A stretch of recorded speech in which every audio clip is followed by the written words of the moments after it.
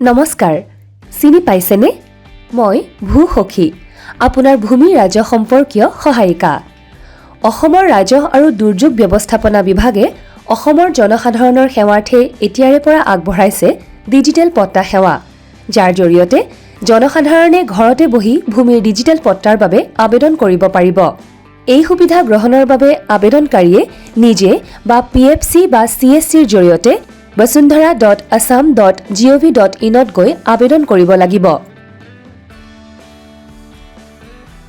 Online আবেদনৰ বাবে পট্টাদাৰে KYCৰ জৰিয়তে পঞ্জীয়ন কৰিব পাৰিব।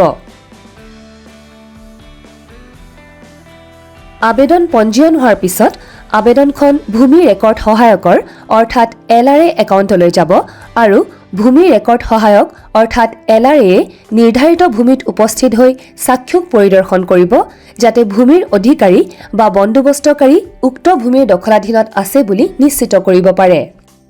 পৰিদৰ্শনৰ সময়ত LRA ভূমিৰ জিঅ' টেগযুক্ত ফটো ল'ব আৰু পৰীক্ষণ প্ৰতিবেদনখন চক্ৰ বিষয়াৰ পৰ্যালোচনাৰ বাবে ধৰিত্ৰী এপত পোনপটীয়াকৈ আপলোড কৰিব।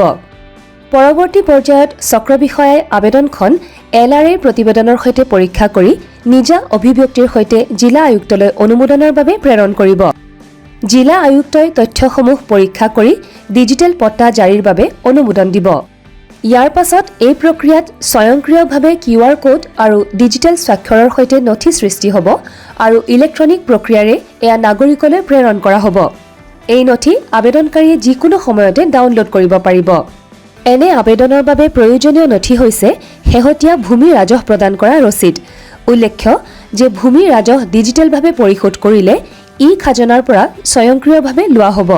গতিকে এতিয়াৰে পৰা আপুনিও আপোনাৰ ডিজিটেল পট্টাৰ বাবে ঘৰতেই বহি ডিজিটেল মাধ্যমেৰে আবেদন কৰক। ধন্যবাদ।